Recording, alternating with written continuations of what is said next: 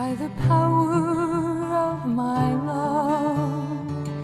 Tell them of my mercy, show to them my heart, pierced and ever broken, with love to impart. I thirst, I thirst, I thirst for souls, come to me. I thirst, I thirst, who will help bring them to me? Many tears are falling, souls have lost their way, tired and discouraged, too broken to pray. Will you be my tenderness? All the world will see.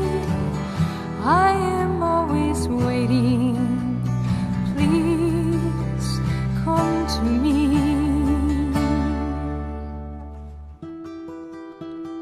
Come to me, all you who labor and are heavy laden, and I will give you rest. Take my yoke upon you and learn from me, for I am gentle and lowly in heart, and you will find rest for your souls.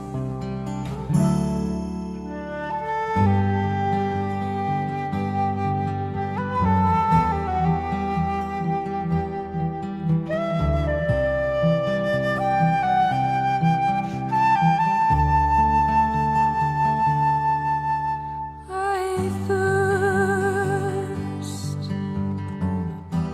I thirst, I thirst for souls, come to me. Who will help bring them to me? I thirst.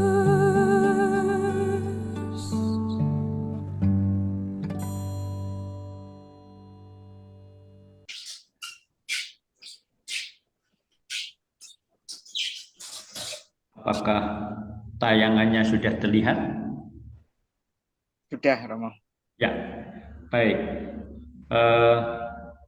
Berangkat dari kata mutiara Ibu Teresa, bulan ini kalau kamu menilai, kalau kamu mengadili orang, kamu tidak punya waktu untuk mencintainya. Saya mengangkat subtema bahwa kita itu, tugas kita adalah untuk menumbuhkan, bukan untuk mengadili. Padahal kita cenderung mengadili, kita cenderung menilai, kita cenderung gosipin orang.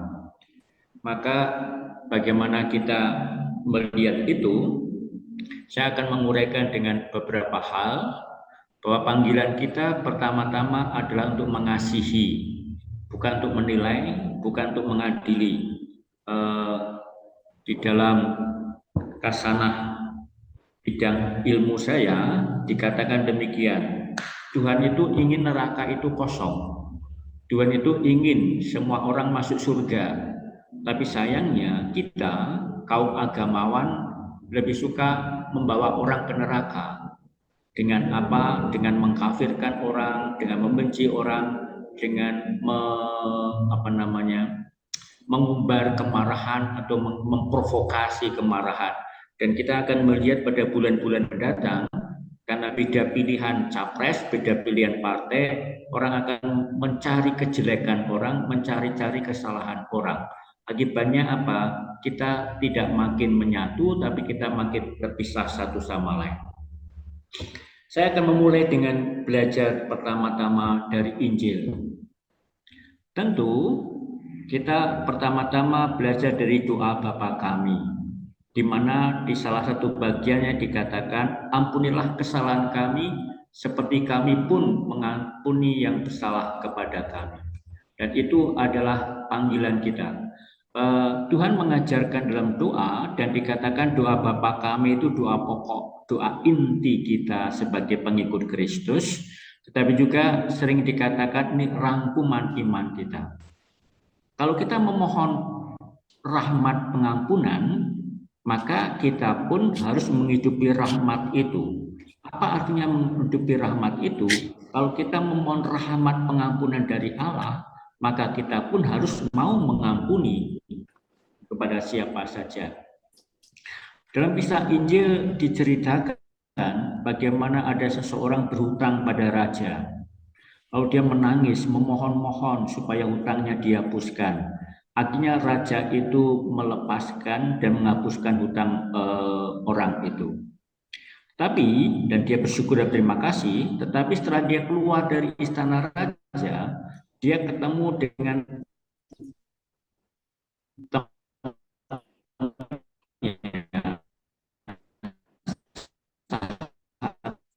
sahabatnya yang hutang padamu itu. Nah, orang itu memohon-mohon supaya hutangnya dilepaskan, tetapi orang ini tidak mau melepaskan hutang temannya itu. Akhirnya dia dibawa ke penjara. Apa yang terjadi ketika raja itu mendengar ini, maka lalu raja itu memanggil orang, melepaskan hutangmu, tapi mengapa kamu tidak menghapuskan hutang sahabatmu itu? Rahmat pengampunan kita mohon, tetapi kita akan menghidupi rahmat itu. Karena Palkis itu pemungut cukai, ketika kita tahu pemungut cukai itu dalam kategori masa itu disebut pendosa. Tidak hanya dia nilep duitnya orang, tetapi dia bekerja sama dengan penguasa Romawi, dengan orang asing, dengan orang kafir. Lalu Yesus memanggil dia menjadi salah satu muridnya, salah satu rasulnya, dan kemudian Yesus makan bersama di rumah Matius dengan para pemungut cukai dan orang pendosa. Orang-orang Farisi segera mengkritik Yesus. Lalu Yesus mengatakan, aku datang bukan untuk memanggil orang benar, melainkan orang berdosa. Bukan orang sehat yang membutuhkan tabib, melainkan orang sakit. Maka hati-hati dengan mentalitas sikap seperti ahli Taurat orang Farisi yang menilai, yang mengadili, tapi kita diajak belajar dari sikap Yesus yang mendatangi, mengampuni, bahkan makan bersama. Kalau ini terjadi, apakah ini sesuatu yang mudah? Tidak. Sebab kalau ini terjadi pada saat ini, itu akan jadi skandal. Seorang imam atau seorang uskup yang makan bersama dengan orang-orang disebut pendosa, pasti langsung akan dikecam habis-habisan. Nah, lalu kisah lain dari Injil Lukas. Dikatakan kalau seorang gembala mempunyai 100 ekor domba, lalu ada satu yang hilang, maka dikatakan dia akan meninggalkan yang 99 dan mencari yang satu itu. Resikonya tidak ketemu. Apa yang dikatakan? Akan ada sukacita di surga karena satu orang berdosa yang bertobat, lebih daripada sukacita karena 99 orang benar yang tidak memerlukan pertobatan. Mencari, resiko tidak ketemu, itu resiko dia. Dan kita melihat bahwa saya sebagai contoh ya, tentu kalau ada satu hilang, saya akan biar saja satu aja hilang, gak apa-apa, toh masih punya 99. Merasa aman dan merasa nyaman. Tetapi akibatnya apa? Tidak mau mencari, tidak mau mendatangi, tidak mau berusaha. Akibatnya apa? Kita tidak mau mencari yang hilang dan tersesat dan merasa biarlah dia hilang, biarlah tersesat, syukurin, rasain, mati lu, dan sebagainya.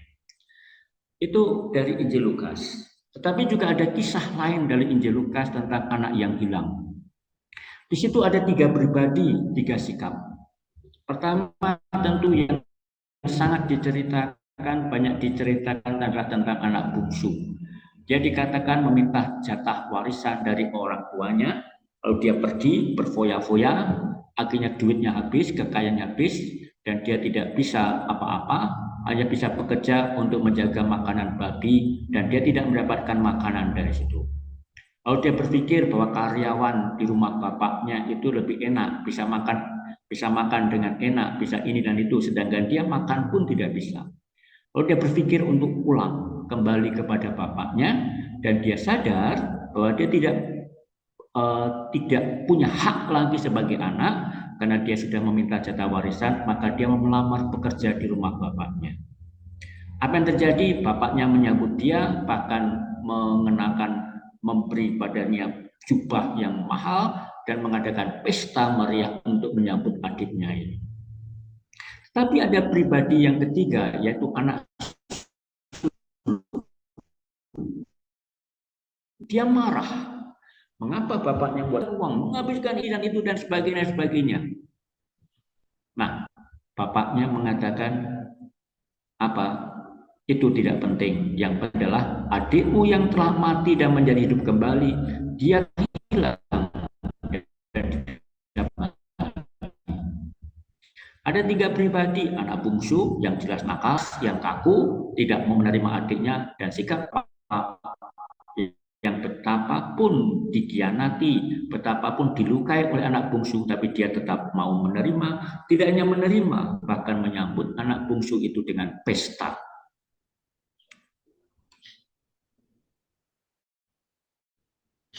Nah, kita akan melihat apa yang disebut mentalitas anak sulung, seperti di dalam kisah tadi.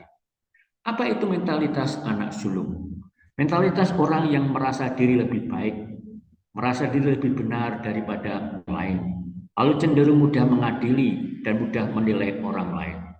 Pusatnya adalah diri sendiri, merasa diri lebih baik, merasa diri lebih benar, lalu mudah menilai, mudah mengadili orang, mudah untuk mencari kesalahan orang, mudah untuk membenar-benarkan diri. Lalu menempatkan diri sebagai hakim, rigid, kaku, beku, merasa diri atas.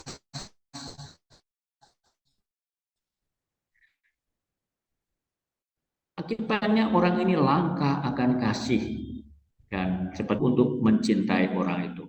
Tidak punya kasih, menganggap pengampun kelemahan, karena menganggap mengampun itu lemah. Orang yang memaafkan itu orang yang kalah, sehingga dia demikian tidak berani dan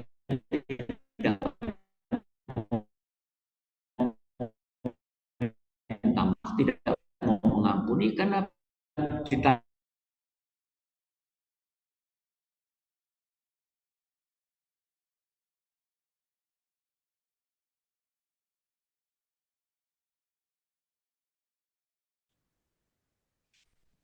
Mentalitas anak sulung juga tampak dalam kecenderungan sulit untuk minta maaf. Tidak mudah mau mengakui kesalahan. Tidak sadar bahwa dirinya itu terbatas dan bisa jatuh. Disebut sebagai mentalitas orang terpilih, mentalitas orang baik, eksklusif. Atau juga mudah mengungkit kesalahan orang lain atau kegagalan yang pernah dibuat orang lain. Tidak mau menerima bahwa orang lain itu mau berubah dan bisa berubah.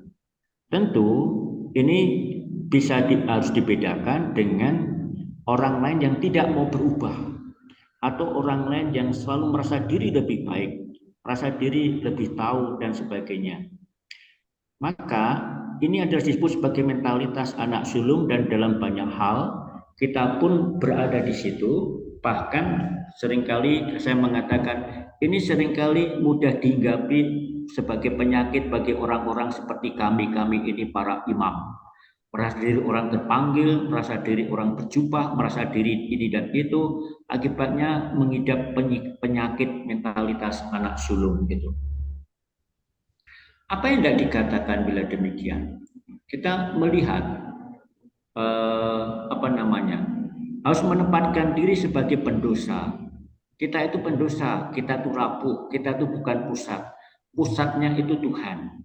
Dan karena pusatnya Tuhan, maka kita diharapkan senantiasa meminta rahmat untuk selalu mau memohon maaf. Selalu tanpa henti untuk selalu berusaha memaafkan. Maka kita diajak menempatkan diri sebagai orang yang telah diampuni, sehingga mau juga mengampuni orang lain. Sadar bahwa saya itu orang diampuni oleh Tuhan, dan karena saya itu diampuni oleh Tuhan, maka saya juga harus berusaha mengampuni orang lain. Karena apa? Kita ingat rahmat, Rahmat itu bahasa Latinnya gracia, dan dari kata gracia kita mengenal kata gratis. Rahmat itu cuma-cuma, tanpa bayar, dan karena cuma-cuma kita diharapkan untuk selalu apa? Untuk selalu mau juga menghidupi kemurahan hati. Selalu mau bertobat, karena pertobatan adalah rahmat dari segala rahmat. Selalu mau menyadari rapuh, lemah, bukan merasa diri baik dan benar. Maka dikatakan Tuhan selalu mau mengampuni. Karena Tuhan selalu mau mengampuni, maka kita pun harus selalu mau mohon ampun dan menghidupi rahmat pengampunan itu. Jangan pernah lelah untuk berusaha terus-menerus memohon ampun. Sebab apa? Sebab Tuhan tidak pernah lelah juga mengampuni kita. Nah, kami memakai ungkapan Ibu Teresa, bagaimana kita belajar untuk mengampuni? Dengan mengetahui, dengan memahami dan mengalami dan menyadari bahwa kita pun perlu dan butuh untuk diampuni. We too need to be forgiven. Kita diajak bila demikian membangun sikap, mengkontemplasikan misteri kerahiman Allah. Allah itu marahim, Allah itu maha pengampun. Dan karena Allah itu maha rahim dan maha pengampun, kita kalau mengkontemplasikan, membayangkan, menempatkan diri dalam misteri kerahiman Allah, maka kita akan memahami dan mengalami Allah sumber sukacita dan kedamaian, bahkan keselamatan. Kerahiman adalah misteri terdalam Tritunggal. Allah itu berbelas kasih, Allah itu sabar, karena hakikat Allah itu adalah kasih. Maka kriteria anak-anak Allah kriterianya adalah berbelas kasih, murah hati. Ibu Teresa menghidupi itu dalam kemurahan hatinya. Dia melayani siapa saja tanpa menilai orangnya begini atau begitu. Bahkan mungkin juga ditipu, bahkan mungkin juga begini, ya sudah. Tenang saja. Bahkan dia dimanfaatkan oleh para donatur, dia diam saja. Sudah. Itu bagian dari hidup. Belas kasih dan kemurahan hati, dan kita mengakui bahwa kita tidak atau masih jauh dari itu. Mengapa? Karena kita itu diampuni lalu dipanggil untuk diutus. Sebagaimana panggilan Matius, Rasul Matius. Aku datang bukan untuk memanggil orang benar, melainkan orang berdosa. Dari teks itu, Paus Fransiskus memakai moto hidupnya, moto sebagai uskup, moto sebagai paus, miserando utque eligendo. Justru karena dikasihi, justru karena diampuni, maka lalu dipanggil. Oleh karena itu, bukan terutama menghakimi dan menghukum, bukan pertama-tama menilai, tapi tugas kita memaafkan dan memberi pelayanan rekonsiliasi di tengah masyarakat yang terpecah. Dan kita melihat masyarakat mudah terpecah, kubu ini, kubu itu, warna ini dan warna itu. Dan di tengah semuanya itu kita diajak untuk membangun pelayanan rekonsiliasi yang pendamaian. Bahwa segala sesuatu diperdamaikan di dalam Allah oleh Kristus Tuhan kita. Maafkan, memberi pelayanan. Maka spiritualitas perjumpaan yang tidak dibangun. Apa itu perjumpaan? Perjumpaan adalah memberikan tindakan kasih, pelayan murah hati, harapan kerajaan Allah, yang akan nanti kita pakai sebagai bahan retet, a call to mercy. Itu sebenarnya tema yang diberikan oleh Paus Fransiskus ketika tahun kerahiman. Oleh karena dalam menyambut tahun kerahiman itu, lalu ditulislah buku yang nanti akan menjadi bahan retret kita, a call to mercy, membangun perjumpaan, membangun pelayanan, membangun kemurahan hati. Hendaknya kamu menjadi pelayan satu sama lain. Yesus memberikan perintah kepada murid-muridnya, pengajaran kepada murid-muridnya untuk saling melayani. Ingat, ketika Yesus membasuh kaki para muridnya pada waktu Kamis Putih, dikatakan, kalau aku guru dan Tuhanmu membasuh kakimu, hendaklah kamu saling mau membasuh kaki satu sama lain, saling mau melayani satu sama lain, bukan menguasai, tapi melayani.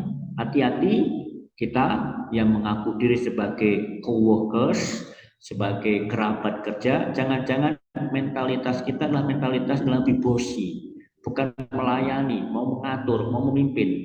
Dan itu bertentangan dengan apa yang diinginkan oleh Ibu Teresa untuk menjadi pelayan. Kita bos, mau menguasai, mau memerintah, mau mengatur. Nah, padahal kita dipanggil untuk apa? Saling melayani satu sama lain, saling membasuh kaki satu sama lain. Maka di situ ada tanda kemurahan hati. Apa tanda kemurahan hati? Tersedia bagi sesama. Dalam ungkapan hati yang mencintai dan tangan yang melayani. Berani kotor, berani untuk melayani, berani untuk menyentuh luka orang lain, berani untuk mendatangi orang lain. Dan Ibu Teresa memberikan contoh itu. Berani untuk kotor, berani untuk terluka, berani untuk menyentuh dan menyapa orang. Kemurahan hati itu adalah wujud dari mau mengabdi, mau memberikan diri. Pusatnya bukan diri sendiri, bukan narsis, bukan egois, tetapi apa? Berani memberikan diri, do something beautiful for God. Melakukan sesuatu yang indah, sesuatu yang berkenan bagi Allah. Tetapi itu hanya mungkin kalau apa? Kita mengalami rahmat dalam menjumpai dan melayani sesama. Ingat, dikatakan dalam tradisi gereja, tidak hanya oleh Ibu Teresa, tapi tradisi gereja yang lama dan panjang berabad-abad, dikatakan bahwa semakin kita melayani orang, semakin kita melihat rahmat. Semakin kita menjumpai orang, kita akan melihat rahmat.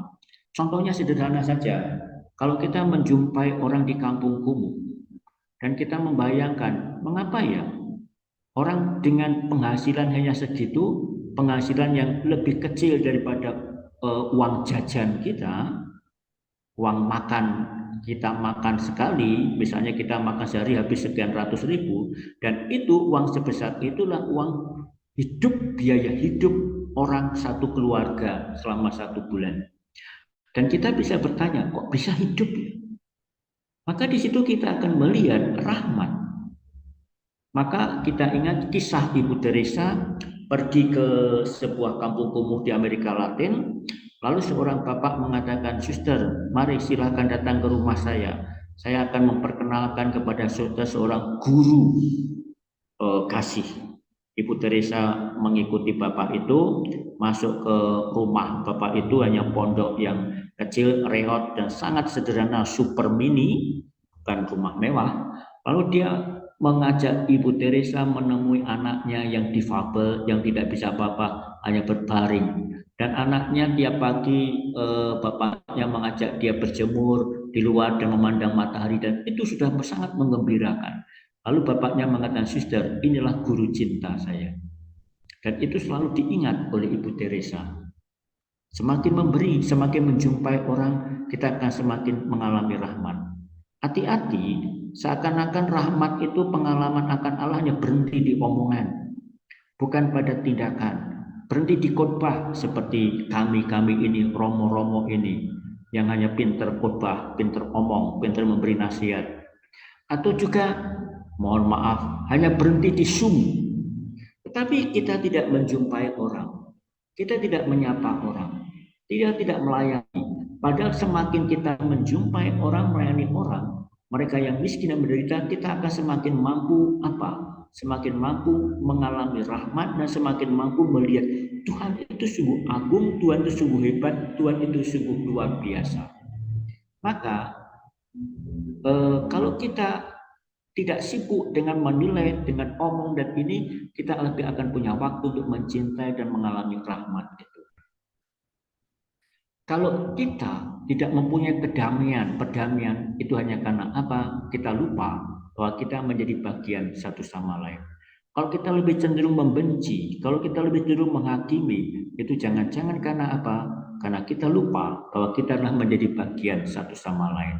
Kita cenderung memisahkan, kita cenderung merasa diri kita cenderung merasa diri lebih baik, kita cenderung lalu menilai, kita cenderung menghakimi. Lalu terjadilah apa? Bahwa tidak punya kedamaian. Bukan mengadili, Menuduh, menyalahkan tidak mengubah apa-apa. Tapi compassion, belas kasih akan mengubah segalanya. Kesediaan untuk merangkul, kesediaan untuk memeluk, kesediaan untuk berdamai, kesediaan untuk mengampuni, kesediaan untuk menumbuhkan. Ingat kisah perempuan yang diketahuan berzina ketika Yesus dibawa kepada Yesus perempuan itu, lalu mereka mengatakan, harus diapakan orang ini? Lalu Yesus bertanya, harus diapakan? Menghukum diapakan? Lalu mereka harus dirajam, dilempari batu. Yesus lalu mengatakan, baik, silahkan lempari batu mulai dari dosanya paling sedikit. Lalu dikisahkan dalam Injil satu persatu orang itu pergi mulai dari yang paling tua. Nah, kalau itu terjadi di Indonesia, jangan-jangan semua orang akan segera cepat-cepat melempar batu. Karena apa? Kita semua cenderung merasa diri, saya itu orang baik, saya itu tidak berdosa. Tapi apa yang terjadi setelah orang-orang itu pergi? Yesus bertanya kepada perempuan itu, bagaimana? Apakah ada yang melempari kamu batu? Lalu perempuan itu menjawab, tidak ada ya Tuhan, tidak ada Tuhan.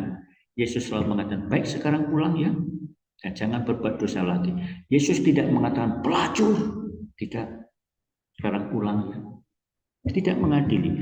Atau kisah percakapan Yesus dengan perempuan Samaria di pinggir Sumur Yakub. Ini percakapan yang ditulis cukup panjang lebar di dalam buku, saya lupa bukunya, Sacred Fire. Sacred Fire itu buku dari Joseph Langford yang bicara tentang pengalaman kegelapan Ibu Teresa. Ada bagian tentang renungan tentang bagian teks dari Injil Yohanes. Yesus, percakapan Yesus dengan perempuan Samaria ini di pinggir sumur. Pada masa itu, Yesus melanggar tabu pertama. Yesus orang Yahudi dan perempuan itu orang Samaria. Orang Yahudi tidak boleh bergaul dengan orang Samaria. Yang kedua, Yesus itu laki-laki dan perempuan Samaria itu perempuan. Tidak boleh bercakap-cakap di tempat orang yang bukan muhrimnya. Lalu yang ketiga, perempuan itu pergi seorang diri. Karena apa? Pada masa itu, kalau ada seorang perempuan pergi meninggalkan rumahnya, pergi meninggalkan desanya seorang diri, itu pasti bukan perempuan yang baik-baik. Nah, Yesus bercakap-cakap dengan perempuan itu, dan perempuan itu mengatakan, saya tidak punya suami. Yesus mengatakan, ya saya tahu. Tapi perempuan itu menjawab, tapi saya hidup dengan ini laki-laki yang kelima. Bisa dikatakan, tidak mengatakan dia bukan perempuan baik-baik. Tapi Yesus dengan enak bercakap-cakap dengan perempuan itu, ngobrol dengan perempuan itu. Lalu apa yang terjadi? Perempuan itu segera masuk ke desanya dan memberitakan, aku sudah berjumpa Mesias. Compassion, bukan condemnation, menuduh, menyalahkan. Karena compassion itu mengubah segalanya. Menyalahkan, menilai, mengadili, tidak mengubah apa-apa. Dua kutipan dari Ibu Teresa. Kristus datang untuk menjadi Father's compassion, kemurahan hati dan belas kasih Allah kepada dunia.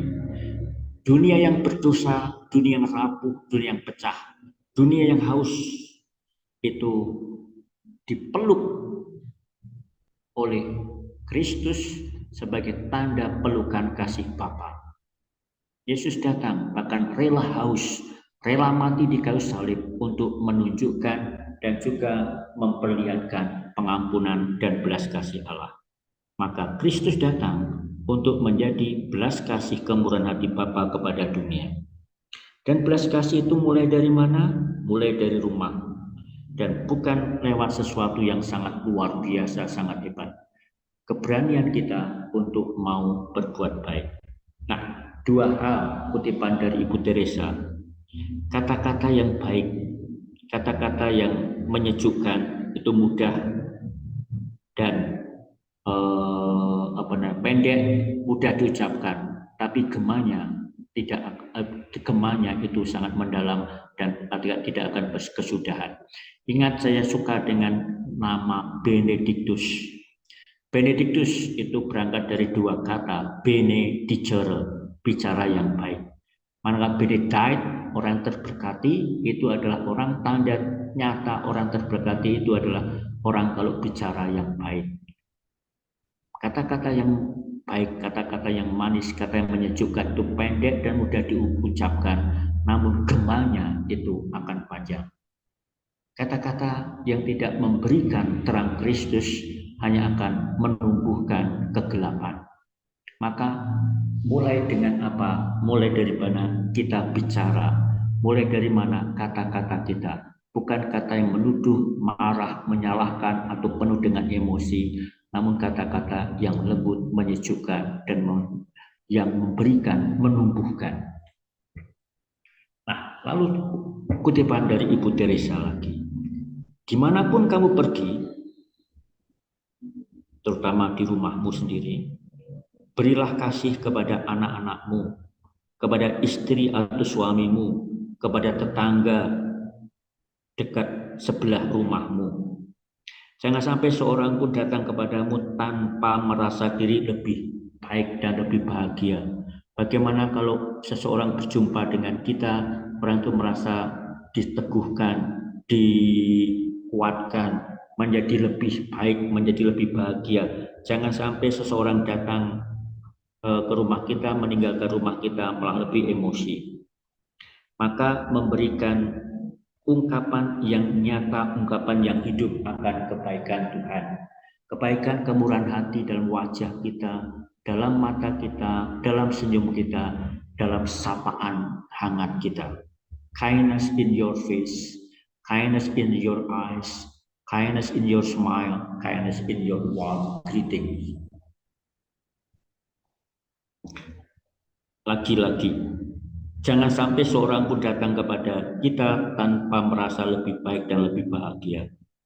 Menjadi ungkapan tanda kebaikan hati Allah, kebaikan di dalam wajah kita, mata kita, dalam senyum kita. Itu saja. Bagaimana wajah kita, wajah yang segar, lembut, bukan wajah yang gelap, hitam, penuh aura, kemarahan, emosi. Mata kita, tatapan kita, bukan mata yang merah, tapi juga dalam senyum kita. Akhirnya saya menemukan ini, latihannya bagaimana. Latihannya, ini hanya latihan sederhana saja. Bagaimana kita tiap hari berlatih supaya kita lebih mau menumbuhkan orang, bukan mengadili orang. Bagaimana mata kita selalu melihat sesuatu yang indah dalam diri orang, bukan mencari yang salah, yang lemah dalam orang lain. Mata kita melihat sesuatu yang indah, sesuatu yang baik. Lidah kita lebih bicara dari hati, bukan dari mulut. Bukan bicara yang memaki-maki, marah, tapi dari hati yang lembut. Wajah kita penuh senyum kepada setiap orang. Telinga kita sedikit bicara, lebih banyak mendengarkan. Saya itu kalau saya pribadi lebih suka ngomong daripada mendengarkan, tapi telinganya sedikit bicara, lebih banyak mendengarkan. Akal kita, budi kita, otak kita, pikiran kita, bagaimana kita lebih membangun pikiran-pikiran, gagasan-gagasan yang konstruktif, yang membangun, bukan yang destruktif. Kaki kita, bagaimana kita selalu mau bergerak untuk apa? Semakin mau mengenal, memahami, mengetahui, dan juga semakin mau belajar akan kebijaksanaan. Semakin menjadi bijak, semakin menjadi pinter, semakin mau menjadi semakin matang dan dewasa. Dikatakan seperti padi itu, makin tua makin menunduk, makin berisi makin menunduk, makin rendah hati. Lalu hidung kita menghirup yang baik, melepaskan yang buruk. Seperti kalau kita ambil nafas lalu mengeluarkannya, mengambil nafas-nafas yang baik dan mengeluarkan yang buruk. Kekuatan kita selalu mau bangkit, bangun setelah kita jatuh. Jangan makin terpuruk, jangan makin terjerembab. Hati kita menumbuhkan diri dan menumbuhkan komunitas kita, menumbuhkan kebersamaan kita, bukan memecah belah, tapi menumbuhkan. Lalu jiwa kita apa? Selalu sadar kita tidak pernah sendiri karena kita selalu berjalan bersama Allah. Ini latihan-latihan yang sedikit apa namanya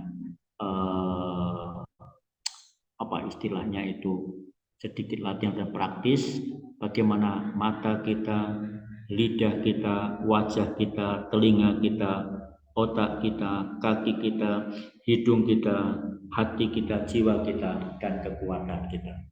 Itu saudari dan saudara yang bisa saya sampaikan untuk bahan kita supaya kita lebih berusaha menumbuhkan orang, bukan mematikan, bukan mengadili, bukan menilai orang.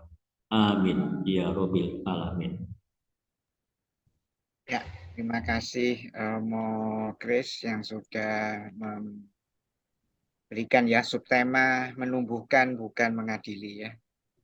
Oke, mungkin ada yang mau bertanya atau sharing ya dari apa yang tadi dibawakan oleh Romo Chris ya.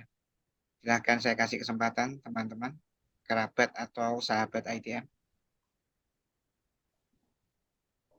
Bu Lindri ini kelihatannya sudah siap. Belum, Mas Win, belum. Belum ya, oke. Jadi hari ini banyak hal yang saya dapat ya dari Romo Chris, khususnya bagaimana kita menumbuhkan ya rahmat pengampunan tadi ya, bukan malah untuk mengadili, karena memang setiap hari yang saya lihat itu yang ada di medsos Romo.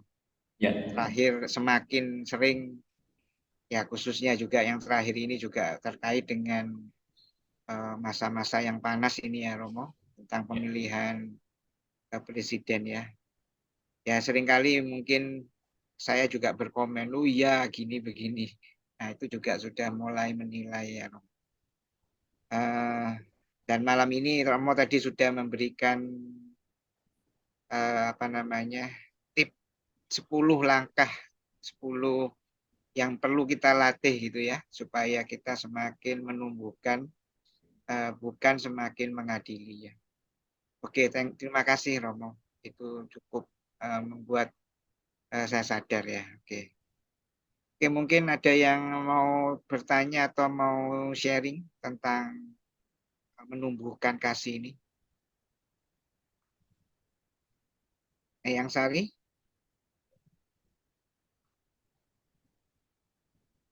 Bisa dibuka dulu yang Sari mungkin suaranya.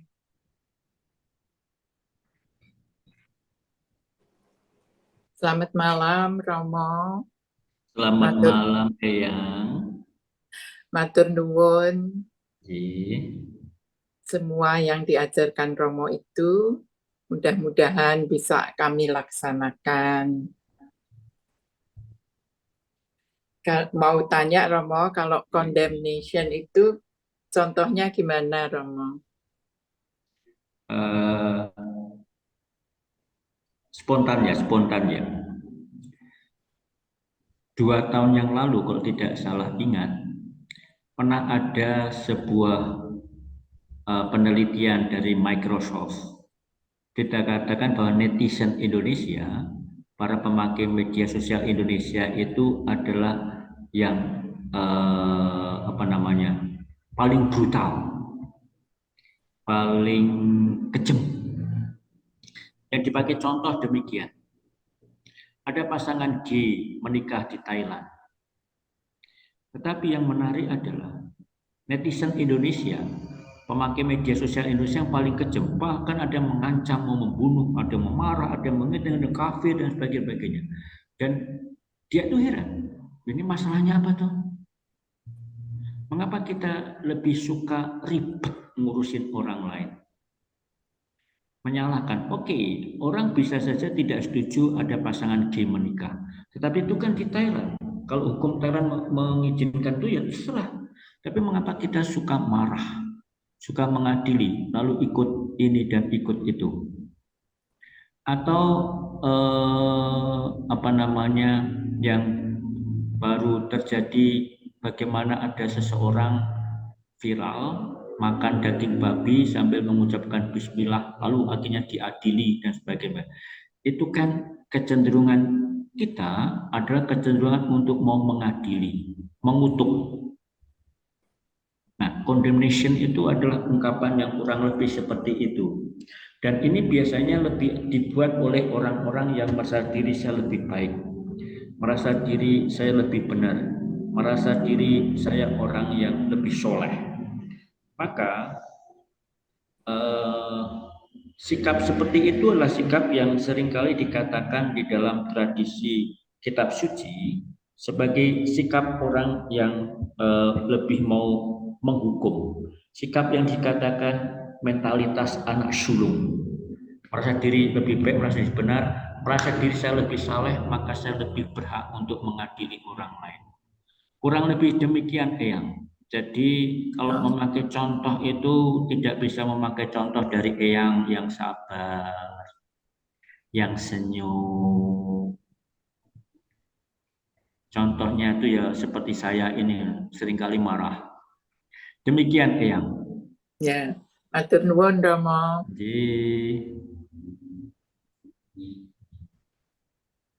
Ya, terima kasih Romo ya.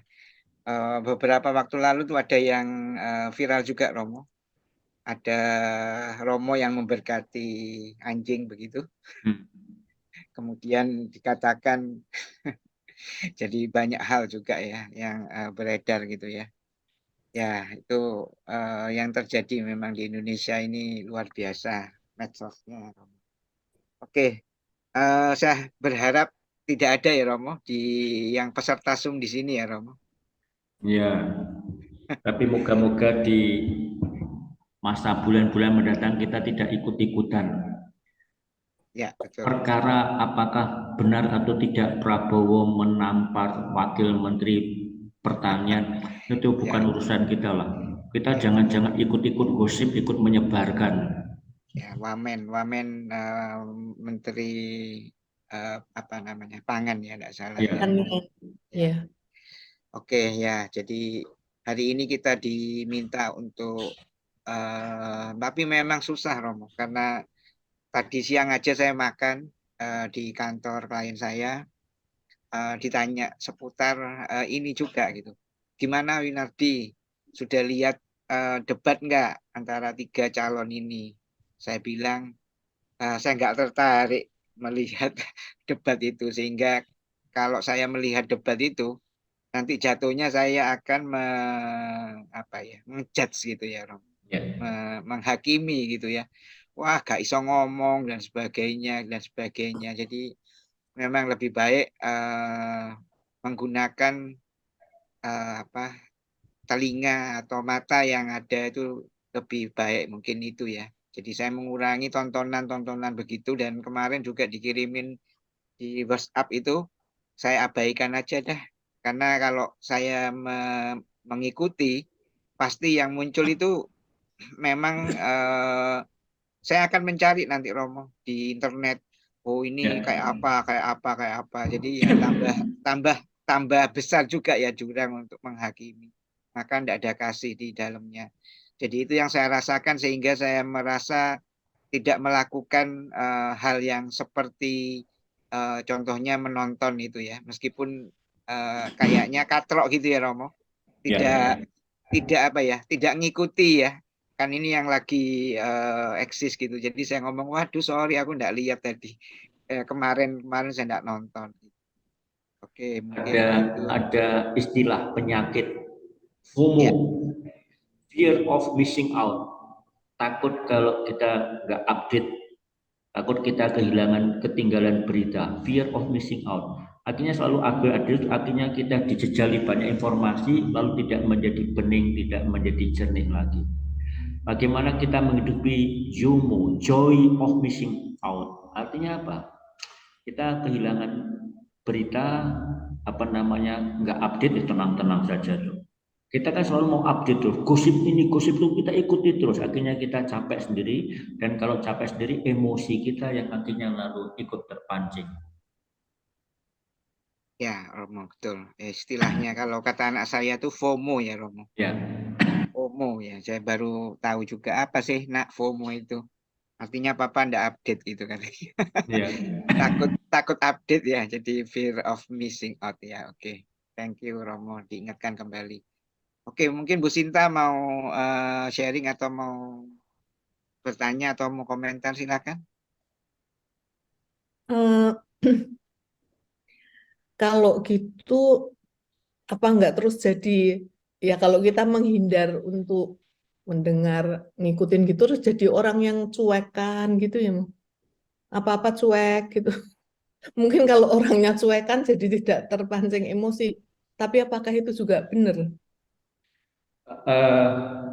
Tidak cuek ya. Kita harus membedakan antara ini berita yang benar, fakta dengan gosip. Seringkali yang lebih banyak beredar itu kadang adalah gosip atau bumbu-bumbunya. Tetapi kita tidak lalu mencoba mencari tahu ada apa. Contoh. Begini, beberapa hari yang lalu itu diberitakan ada mahasiswa UGM bunuh diri.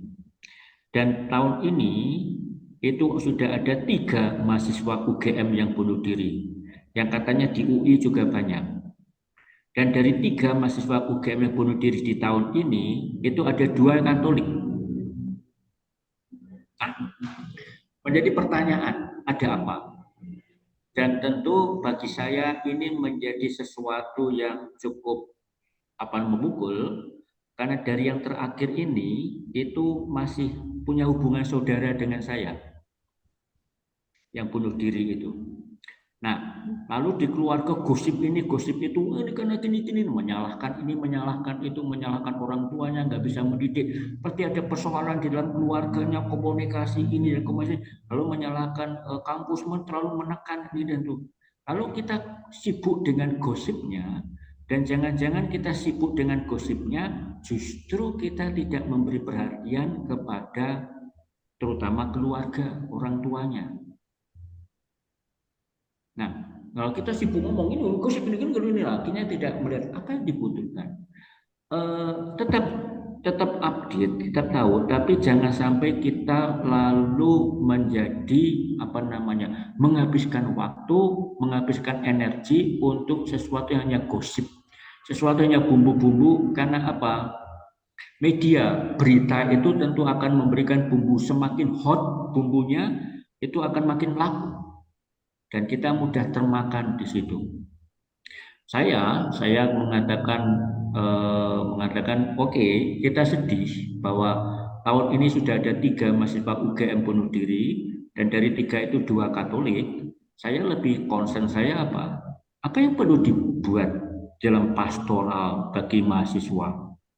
Apa yang perlu diperhatikan? Perkara mengapa dia bunuh diri, itu kita bicarakan, tapi jangan sampai kita menghabiskan waktu, energi kita hanya untuk gosip itu, tapi tidak mencari jalan. Yang pokok kan adalah membangunnya itu. Apakah Prabowo itu menempeleng wakil menteri itu atau tidak? Itu bukan soal saya. Orang sibuk benar atau tidak? Siapa wakil menterinya? Tidak. Saya lebih concernnya apa? Lebih concern adalah mengapa tidak hanya masalah Prabowo atau apa? Mengapa kita kok cenderung mengatasi konflik itu dengan kekerasannya? Kasus di Rempang misalnya. Mengapanya masalah itu sampai menurunkan polisi, sampai menembak gas air mata? Kita ingin menyelesaikan satu dengan kekerasan, dan di tengah masyarakat yang lebih seakan-akan kekerasan itu cara untuk menyelesaikan persoalan, itu akan menjadi masyarakat yang mudah untuk mencari kesalahan orang lain, merasa diri siapa yang kuat, siapa yang benar. Akibatnya lalu mau mengadili. Akibatnya apa? Kita tidak lebih mau mengasihi. Saya lebih peduli, saya tidak mau masuk dalam perdebatan soal apakah proyek ekoturisme di Rempang itu bagaimana. Saya tidak mau peduli dengan itu, tapi saya lebih mau peduli mengapa kok harus diselesaikan dengan cara kekerasan. Mengapa harus mengerahkan polisi, bahkan Panglima TNI mau mengerahkan tentara. Itu lebih persoalan kita, dan saya tidak mau terjebak pada gosip-gosipnya, tidak mau terjebak mengapa kok bunuh diri. Saya lebih concernnya pada apa? Pada persoalannya apa? Apa yang perlu saya buat untuk membangun, menumbuhkan, dan menemani orang tua yang anaknya bunuh diri? Tidak ada orang tua yang senang anaknya bunuh diri. Nah, saya lebih mau peduli itu. Tidak mencari kesalahan. Pasti ada pendidikan orang tua yang tidak beres. Ada komunikasi dalam keluarga. Itu oke, tapi bagi saya itu bukan concern pokok saya. Concern saya adalah bagaimana menemani. Nah, itu Bu Sinta. Jadi tetap update, tapi jangan sampai kita termakan oleh gosip atau menghabiskan banyak waktu dengan gosip-gosip itu. Akibatnya apa? Akibatnya kita malah mau mencari siapa yang salah, mengapa ini, lalu kita lebih mau menuding dan menunjuk orang. Tapi kita tidak mau mencari apa yang perlu kita buat untuk menumbuhkan orang. Dalam pengalaman Ibu Teresa tidak mau peduli, tidak mau terlalu banyak berpikir mengapa orang itu miskin. Karena ada ketidakadilan, karena ada korupsi, karena ada ini dan ada itu. Dan itu bukan concern pokok Ibu Teresa. Bahwa orang mempermasalahkan ketidakadilan, korupsi, kesenjangan, iya. Tapi concern Ibu Teresa adalah bagaimana si miskin itu bisa makan. Itu concern pokok Ibu Teresa. Jangan-jangan kita hanya sibuk berdebat tentang orang miskin, berdebat sebagainya, kita tidak memberi makan. Karena mereka butuh makan. 3 hari belum makan. Diajak diskusi debat mengapa ada kemiskinan, lah perutnya kosong, diajak diskusi. Itu kurang lebih Bu Sinta. Terima kasih, Mo. Ya. Ya, oke, terima kasih Romo, Grace. Oke, mungkin ada yang lain yang mau ini, Bu Jenny silakan, mungkin mau bertanya atau mau membagikan sesuatu? Belum lagi. Belum ya, oke. Ada Bu Tres di sini juga mungkin mau membagikan sesuatu.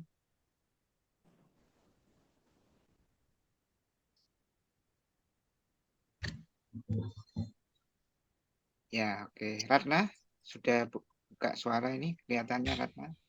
Mau tanya Ratna, Bu Ratna? Enggak, Lin. Belum. Enggak ya. Ratna itu musuh saya soalnya. Kalau dia Gitu ya. bertanya nanti hanya memancing permusuhan. Ya betul, Mo. Jadi lebih baik diam, dengar, melihat, tapi tidak bicara, ya. Oke. Memang Romo, tapi memang ya kalau seperti yang tadi memang yang dialihkan itu bukan ke ini ya, kepada yang lagi viral yang gosip gitu ya. Ya termasuk mungkin yang tadi juga saya baca itu bahkan sampai di luar negeri yang tadi Romo ceritakan itu seorang perempuan yang makan babi kemudian dia bilang Bismillah dan diberitakan dia dipenjara selama 2 tahun gitu. Ya. Nah, itu jadi kalau kita hanya berfokus wah gila ya yang menjara gitu. Jadi akhirnya ya kita hanya terprovokasi ya untuk juga mengadili bukan orang yang makan sebetulnya, tapi kayak kita membela dia dan ya kita habis juga energinya Romo memang.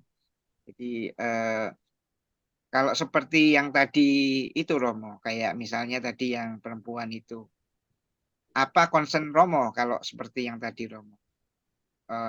Artinya kenapa ya kok masyarakat kita condong seperti itu ya? Fanatik ya berarti Romo ya. Intinya begitu ya Romo. Kalau kita rubah mindset kita supaya tidak menghakimi Romo. Saya akan memulai dari ungkapan Ibu Teresa yang tadi juga saya kutip sebentar. Apakah masih ada? Saya tampilkan lagi.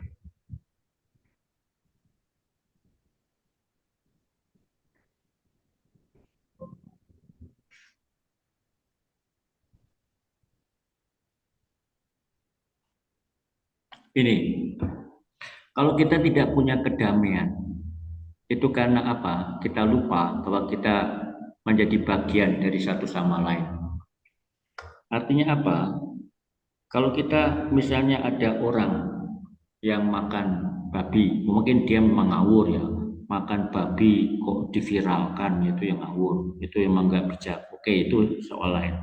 Tapi mengapa persoalan itu saja menjadi persoalan? Karena apa? Saya menganggapnya mentalitas anak sulung, lalu kita merasa berhak untuk mengadili, menyalahkan orang lain. Lalu kita lupa bahwa kita itu menjadi bagian dari satu sama lain. Kita itu saudara. Apakah saya suka kalau misalnya saya mendengar bahwa kakak saya atau adik saya ditempeleng? Apakah saya senang kalau kakak saya atau adik saya, saudara saya itu, ya sebagai contoh pengalaman saya, pengalaman di keluarga kami, apakah kami suka? Apakah kami bisa tertawa bahwa ada salah satu dari kerabat kami yang bunuh diri itu? Kan akhirnya mengatakan enggak. Mengapa enggak? Karena apa? Bagaimanapun juga, walaupun mohon maaf saya tidak kenal dia ya, saya tidak tahu orangnya yang mana ya. Tetapi bagaimana juga dia tetap adalah kerabat saya. Maka saya menjadi sedih. Saya tidak mau menyalahkan. Saya hanya kenal ibunya. Tahu. Anak yang bunuh diri saya tidak kenal dan tidak tahu orang mana sih, karena saya merasa belum pernah bertemu. Tapi ibunya saya tahu. Lalu saya hanya bisa mengatakan, ya sudah. Nah, kita akan cenderung menyalahkan, mencari kesalahan. Dan mengapa? Kalau kita mencari kesalahan, karena kita tidak sadar bahwa kita itu saudara loh, kita terhubung satu sama lain loh. Nah, menjadi bahaya adalah orang-orang beragama itu mudah sekali mengidap istilah saya tadi, mentalitas anak sulung. Merasa dia lebih baik, merasa diri dia salah. Pertama, makan babi itu memang haram, ya, dalam hukum Islam, ya. Atau tidak hanya itu, kan beredar film The Only Son, saya belum nonton.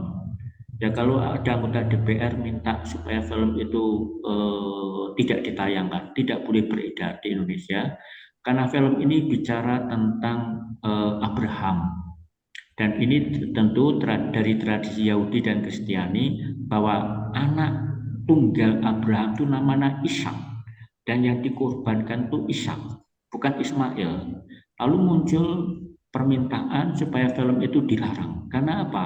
Tentu dalam tradisi Islam ceritanya beda. Yang dikorbankan itu Ismail, bahwa anak Abraham itu Ismail, bukan Ishak. Oke, ini kita berdebat tidak akan pernah selesai bila demikian.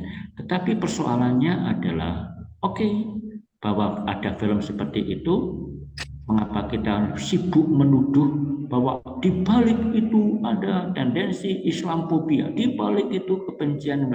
Lalu kita sibuk dengan semuanya itu, dan omongan itu, gosip itu lebih akan memecah belah, bukan menyatukan. Nah, kita concern saya adalah lepas dari siapa yang dipilih, orang boleh saja memilih Anies, memilih Prabowo, memilih Ganjar, lepas dari semuanya itu. Tetapi jangan sampai perbedaan pilihan itu menjadikan kita terpecah. Menjadikan kita cenderung mencari-cari kesalahan. Kita cenderung mencari-cari kesalahan kelemahannya Anies.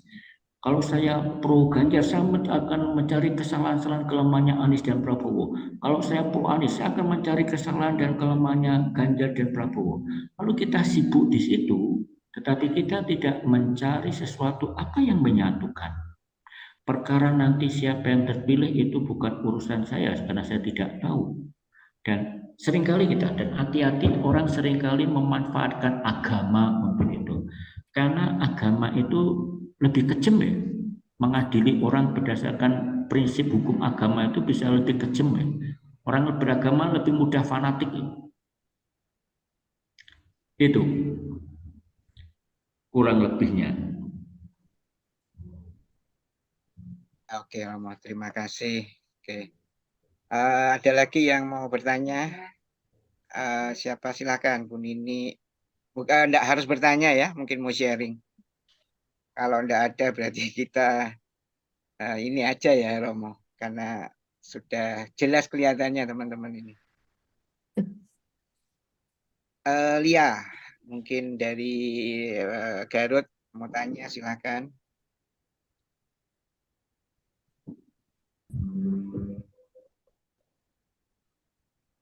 Halo, selamat malam Romo dan Bapak Ibu semua. Selamat Paling nggak malam. mungkin Ya, Malam, Lia. dulu sih palingan cuma cerita aja. Ini sih yang mungkin Bapak Ibu juga tahu lah gitu. Saya dalam beberapa Zoom terakhir ini kan masih sedang kayak mencari-cari gitu. Eh, kan kebetulan di KKIT Garut itu kan sedang lagi ada ini ya, kalau Love in Action itu yang bagi sembako.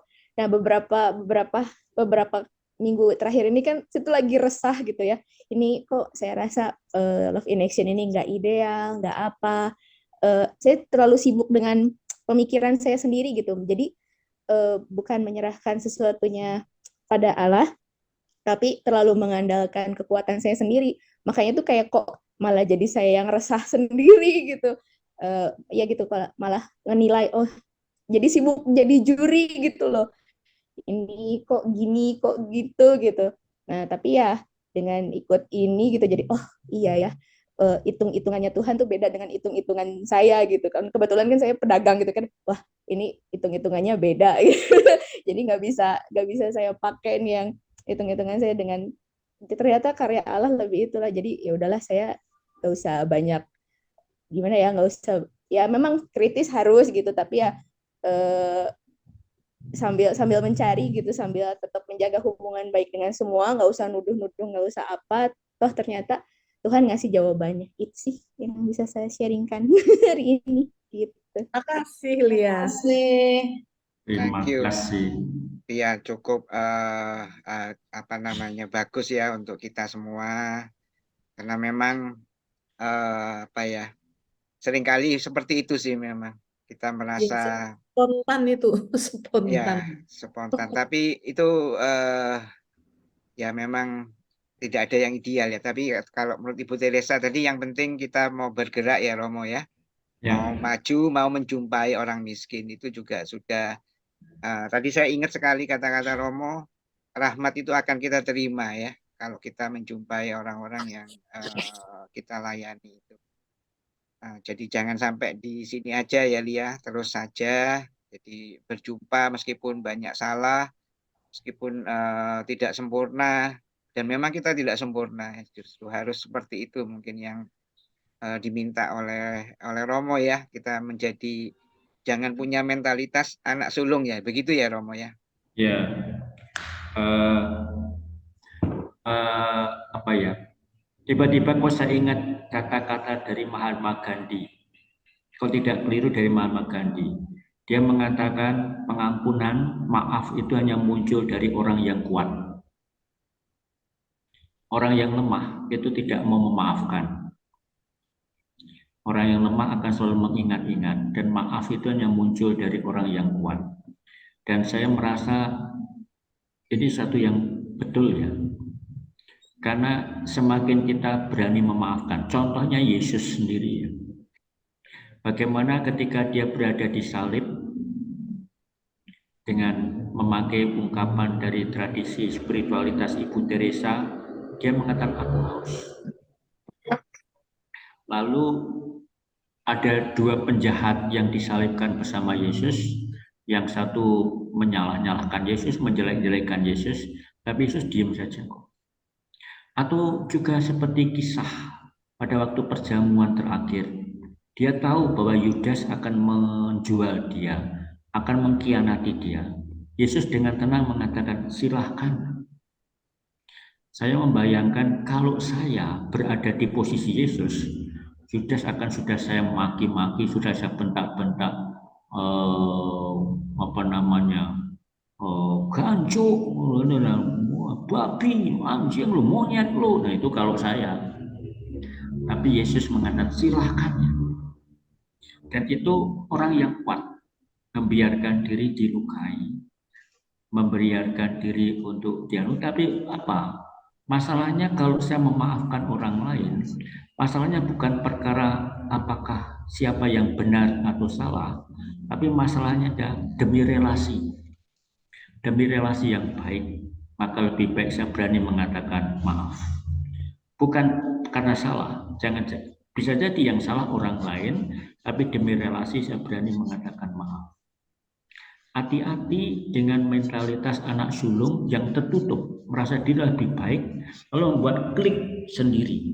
Disebut buat klik kelompok sendiri, yang kelompok sendiri ini kelompok khusus, disebut oleh Paus Fransiskus dengan istilah sindrom orang terpilih. Kami kelompok khusus, kami ini akibatnya lalu menjadi sombong, menjadi tertutup. Dan saya mengakui itu, mengapa? Karena dalam sejarahnya dari awal sampai sekarang, Yesuit itu dikatakan dosa Yesuit itu sombong. Merasa diri lebih baik daripada projo, merasa diri lebih baik daripada yang lain, sombong. Ini sindrom mentalitas orang terpilih, orang khusus, orang elit. Nah, kita punya cahaya seperti itu, dan bahayanya adalah orang-orang beragama mudah sekali jatuh dalam mentalitas seperti itu. Akibatnya mudah mengadili dan kurang mau menumbuhkan. Ibu Teresa tidak pernah mempermasalahkan, bahwa ada orang miskin, ada orang begini, tapi dia mengatakan yang pokok apa? Pokok adalah penyakit terbesar adalah perasaan tidak dicintai, perasaan tidak diperhatikan. Maka dia mengatakan kemiskinan yang lebih parah itu bukan di desa, kemiskinan lebih parah itu di kota. Pengalaman orang-orang yang tidak dicintai, diabaikan, dan dibiarkan. Maka kita lebih diajak itu, bagaimana menumbuhkan dan menunjukkan kasih. Dan itu juga tantangan bagi kita. Misalnya sebagai contoh saja ya, pandemi sudah selesai. Dan di dalam pandemi kita ada social distancing, ambil jarak, dan ini dan itu. Pandemi sudah dinyatakan selesai, bagaimana kita mau keluar menjumpai orang, melayani lagi secara konkret. Sehingga dengan demikian perjumpaan yang nyata, yang bukan virtual, itu lebih akan membentuk dan menumbuhkan kita, menyadari kita, membawa kita kepada pengalaman akan Allah. Pengalaman saya tidak banyak keluar ya. Saya menjumpai orang-orang yang datang dalam retret, dan saya mengatakan dengan jujur bahwa berjumpa dengan orang yang retret, orang yang bergulat dengan persoalan pribadi, dengan imannya, dengan hidup rohaninya, itu menumbuhkan saya, sehingga saya diperkaya dengan perjumpaan itu. Yang menumbuhkan saya bukan buku, bukan teori, tapi perjumpaan. Dan saya berkesan karena pernah jadi romo paroki di Klepu maupun di Blok B Jakarta, perjumpaan itu lebih menumbuhkan.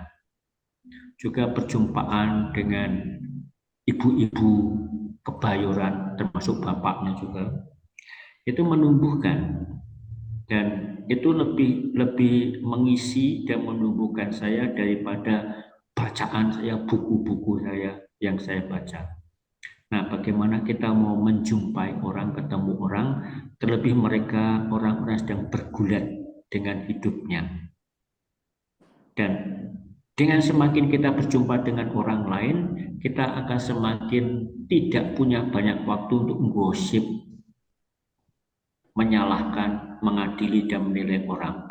Karena semakin kita berjumpa dengan orang, kita semakin sadar bahwa setiap orang itu punya pergulatannya, dan setiap orang yang punya kekurangan, dia juga punya kebaikan. Dan kalau kita hanya sibuk dengan diri kita sendiri, kita lebih sibuk untuk mencari-cari kesalahan dan kekurangan orang. Demikian kurang lebihnya. Terima kasih Romo. Mungkin ini ada Amel yang mau sharing atau apa, Amel? Mau bertanya? Loh, Amel baru join loh. Baru Mau join. ditembak. Ini Amel nggak tahu apa ini. Sorry, Ya, sorry oke, Mokis, nggak apa-apa. sorry Mokis. Tidak Amel telat. apa-apa, Amel. Amel baru selesai konsultasi. Ya. Ya, nggak apa-apa Amel. Cuman saya lihat tadi Amel muncul, maka saya mungkin Amel mau sharing atau apa, ya nggak apa-apa. Oke, thank you. Amel baru join, sorry. Dokter Tanu mungkin mau sharing atau mau ini, Dokter Tanu? Oh, terima kasih. Ya. Pak Winardi, terima kasih. Saya belum siap. Ya, Dokter Tanu, enggak apa-apa. Mohon maaf, belum siap. Ya, terima kasih, enggak apa-apa. Oke. Oke, ada yang lain mungkin mau sharing atau mau bertanya. Jadi mungkin lebih baik kalau kita melayani ya sebagai kerabat atau sebagai sahabat ITM untuk keluar ya, untuk berjumpa ya dengan kalau tadi Romo Kris dengan perjumpaan orang-orang yang dilayani oleh Romo Kris ya dalam retret. Kalau kita diminta di dalam keluarga juga mungkin di dalam tadi di tetangga sebelah kita, bahkan orang-orang yang ada di sekitar kita ya, khususnya yang di kota besar ya. Tadi Romo Kris juga menyinggung bahwa kemiskinan yang terbesar itu adalah orang yang tidak memiliki cinta ya, tidak diabaikan gitu. Ya, oke, mungkin itu yang dari Romo Kris. Kalau tidak ada yang mau bertanya lagi, akan saya akhiri ya dengan doa. Ada yang mau bertanya lagi? Saya kira sudah jelas ya. Terima kasih Romo Kris. Jadi Sama-sama. kalau keyword yang saya tangkap itu adalah ya kita berusaha untuk meminta pengampunan dahulu ya. Selalu meminta pengampunan dan kita merasa menjadi anak yang sulung yang tidak sempurna, bungsu ya, yang tidak sempurna, sehingga kita tidak menilai atau menjudge orang lain. Itu mungkin triknya. Dan satu, pergilah keluar ya untuk melayani supaya kita boleh mendapat rahmat ya untuk Setuju sih, Mo. di dalamnya. Perkataan Romo untuk lebih baik eh, dengan perjumpaan dengan Ya, perjumpaan nyata daripada kita ini ya ini cuman kumpul di dalam Zoom ngomong. Eh, Memang yang saya rasakan sepanjang COVID kan kita itu dulu kan kita melayani masuk ke kampung pemulung ya. Itu memang banyak banyak hal yang mengajar. Kalau saya mengatakan saya banyak dapat pelajaran dari perjumpaan-perjumpaan di kampung pemulung itu. Mungkin dari hal-hal yang kelihatannya sederhana, tapi itu sangat menumbuhkan rohani saya. Dan sepanjang COVID ini kita libur, nggak bisa masuk.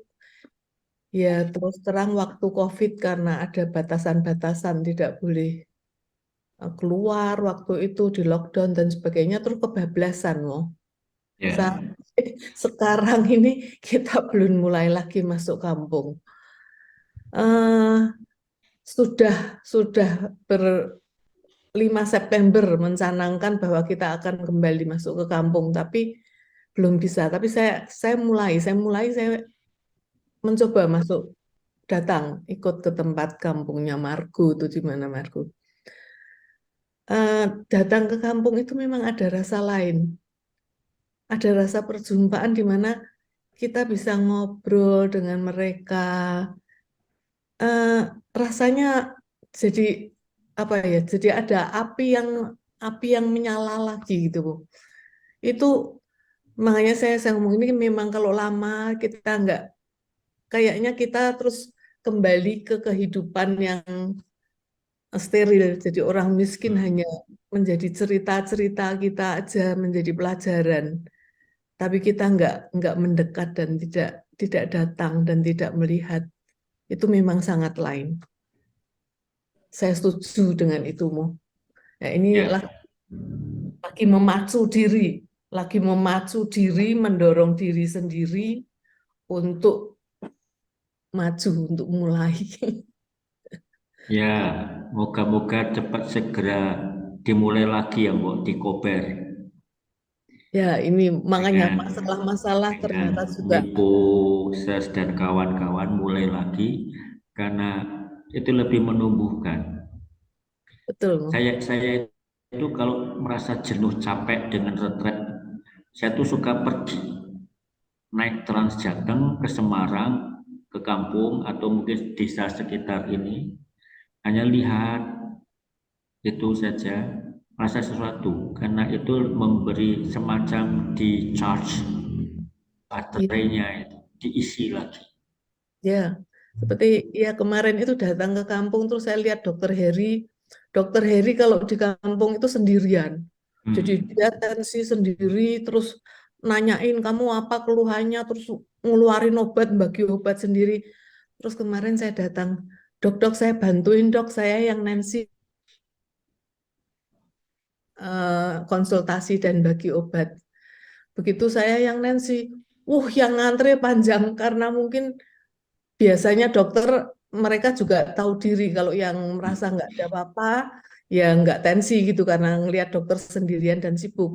Tapi begitu lihat saya bantuin tensi, ya yang ngantre panjang banget. Jadi saya udah lama loh nggak ditensi, saya mau tensi, malah ngantre panjang. Saya pikir ini mereka merasa ya senang juga, saya juga merasa, "Duh, ya orang ini eh, ya itulah menumbuhkan semangat lah saya ngomong itu saya melihat mereka senang sekali hanya cuman bisa tensi.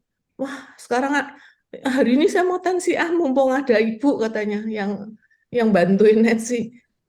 Ya kecil-kecil gitu aja rasanya bisa membuat kita tersenyum, membuat kita tuh apa ya gembira, ikut gembira lah. Ngelihat dia cuman bisa tensi aja sudah senang. Iya, Sharing. Ye, terima kasih Bu Sinta. Ya, terima kasih Bu Sinta ya. Jadi semua kerabat nanti mungkin setelah ini ayo kita tumbuhkan semangat ya untuk berjumpa dengan kalau katanya Ibu Teresa adalah yang termiskin dari yang miskin ya. Tidak usah jauh-jauh yang ada di sebelah rumah kita gitu ya. Bahkan di rumah kita juga ya. Mungkin masih ada juga yang orang yang termiskin dan miskin dari yang miskin yang kita abaikan ya setiap hari. Yang kita lihat tapi kita nggak pernah ajak bicara, nggak pernah kita sapa gitu ya. Nah, itu kita akan mulai. Terima kasih Romo Kris. Sama-sama. Kita akan mendengarkan ya sebuah lagu yang judulnya Come Be My Light. Itu adalah ajakan kita untuk menjadi cahaya di dalam kegelapan, kemiskinan yang kita akan jumpai di hari-hari yang mendatang. Maka lagu ini juga menjadi rema ya buat kita untuk juga datang, untuk juga ikut melayani, berjumpa, melayani Yesus, menjadi kakinya, menjadi tangannya, menjadi matanya, menjadi mulutnya, menjadi telinganya untuk orang-orang yang kita layani semua. Oke, kita dengarkan lagu Come Be My Light.